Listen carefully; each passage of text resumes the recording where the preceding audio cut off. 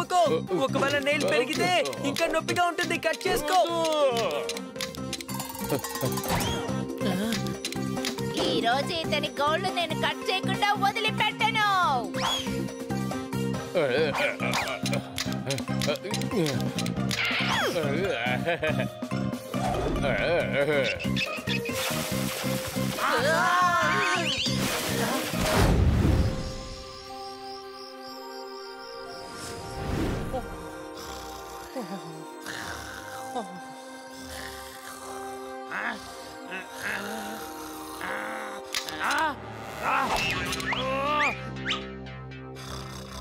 వీళ్ళేంటి గురక పెట్టుకొని నిద్రపోతున్నారు? Any doubt? అరే ఆ శబ్దం ఎక్కడి నుంచి వస్తుంది? జోరుదారు ఎక్కడా? హనీ ఏదో శబ్దం వస్తుంది, ఒకసారి లేచి చూడు. బన్నీయే చేస్తున్నాడు. చలికి వాడు బాగా వణుకుతున్నాడు. అరే పళ్ళు శబ్దం అయితే టిక్ టిక్ అని రావాలి కదా, ఇదేదో కట్టకట్టమని ఏదో శబ్దం వస్తుంది. ఒకవేళ పళ్ళు ఉల్టాగా టిక్ టిక్ అని చెప్తుందేమో.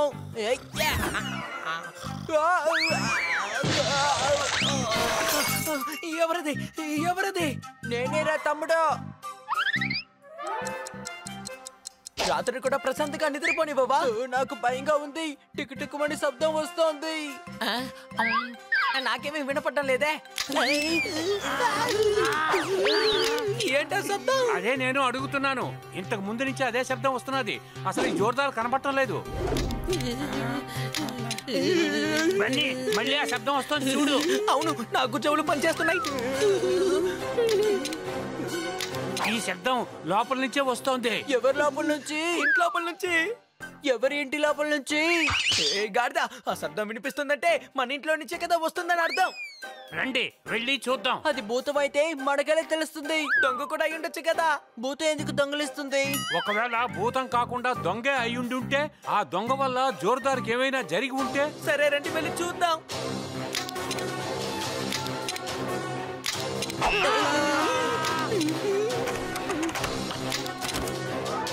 స్టోర్ రూమ్ లో నుంచే ఆ శబ్దం వస్తుందనుకుంటా.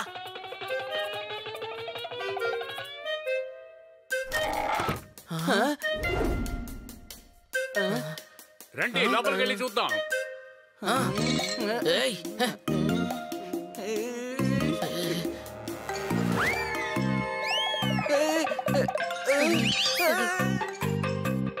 బన్నీ అటు చూడు. భూతం భూతం భూతం భూతం భూతం. ఇప్పుడు భూతం ఎందుకు భూతం భూతం అని అరుస్తోంది? భూతం భూతం.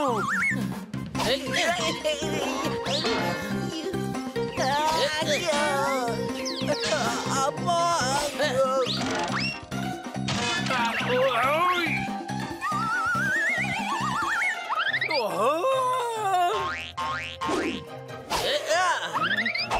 ఏం చేస్తున్నారు? నాకు దెబ్బ తగిలేటట్టుంది. Any doubt? భూతం పప్పట్లాగే మాట్లాడుతోంది. అరే నేను పప్పెట్నే మాట్లాడుతున్నాను.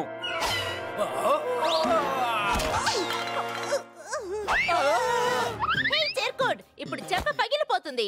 ఎందుకు ఇలా చేస్తున్నావు? అరే నేనే భూతాన్ని చూసి భయపడ్డాను. ఇటు చూడండి, భూతం అనేది లేదు.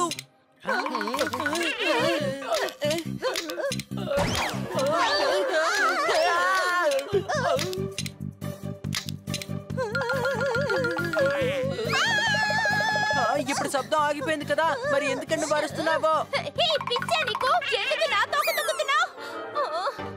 ఒక పక్క భూతాన్ని చూసి భయపడుతున్నావు, ఇటు పక్కేమో నువ్వు అరుస్తున్నావు. భూతాలనేవే లేవు. అలా ఏం ఉండదు, నేను చూశాను కదా. భూతాలను ఎవరు చూడలేరు. Any doubt? వాటిని చూడగలం.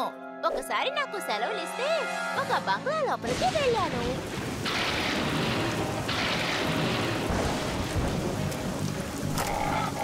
అక్కడే సడన్ గా లైట్లన్నీ ఆఫ్ అయ్యి ఆన్ అవుతూ ఉన్నాయి.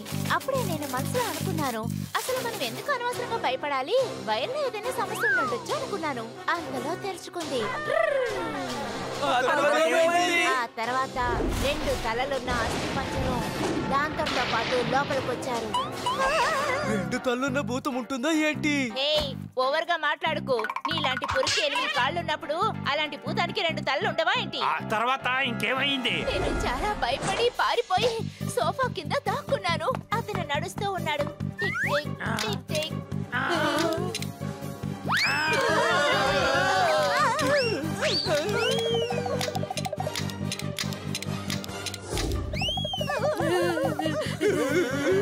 భయపడ్డాను కానీ నేను ఒక కథ చెప్తే ఇప్పుడు నిజంగానే భూతం వచ్చేసింది. ఏం చేయాలి? మీరంతా స్టోర్ రూమ్ లో ఏం చేస్తున్నారు? జోర్దార్ లోపలికి వచ్చేసాయి, ఇక్కడ భూతం ఉంది.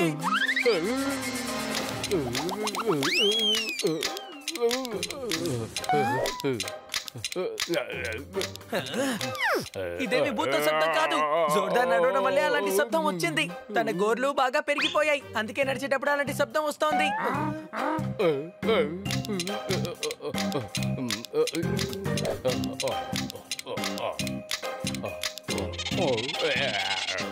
ఓయ్ ఓయ్ ఓయ్, నా నిద్ర మొత్తం చెడగొట్టావు జోర్దార్. జోర్దార్ నువ్వు నీ గోర్లు కట్ చేసుకోవాలి.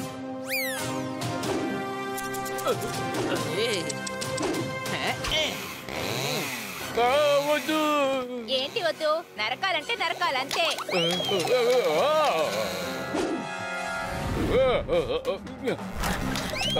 జోర్దార్ ఒప్పుకో, ఒకవేళ నెయిల్ పెరిగితే ఇంకా నొప్పిగా ఉంటుంది, కట్ చేసుకో. ఈ రోజు ఇతని గోళ్ళు నేను కట్ చేయకుండా వదిలిపెట్టను.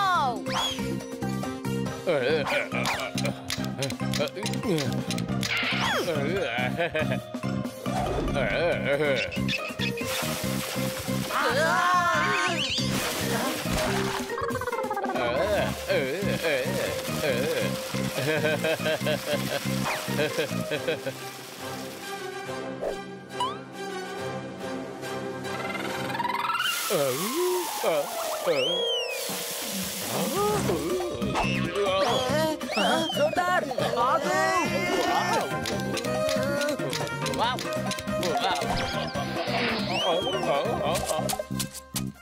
తను చెట్టు మీదకి ఎక్కుతున్నాడు.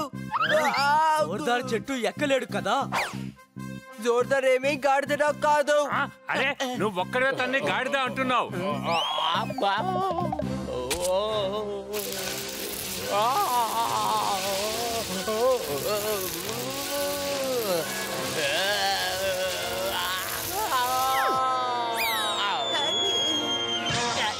నా మీద పడిపోయాడే.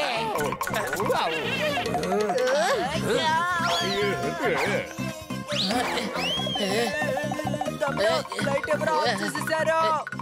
అరే గాడిద, తలలోని బకెట్ ఇరుక్కుంది, ముందు దాన్ని బయటికి తీ.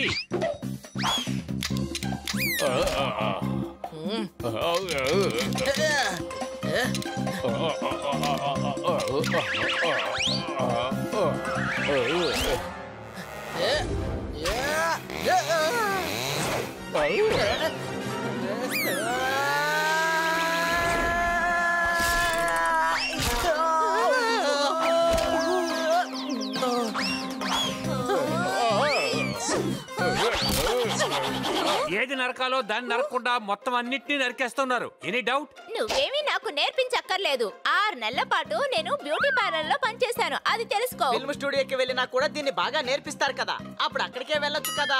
ఇక చాలా ఆపండి, జోర్దార్ని పట్టుకుందాం.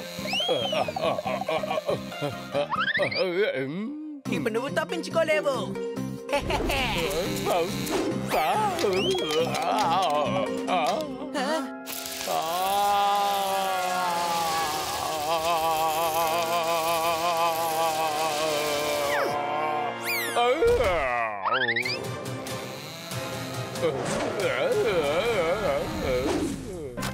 అవును, ఈ శబ్దం ఎక్కడి నుంచి వస్తుంది? బయటికి వెళ్ళి చూద్దాం.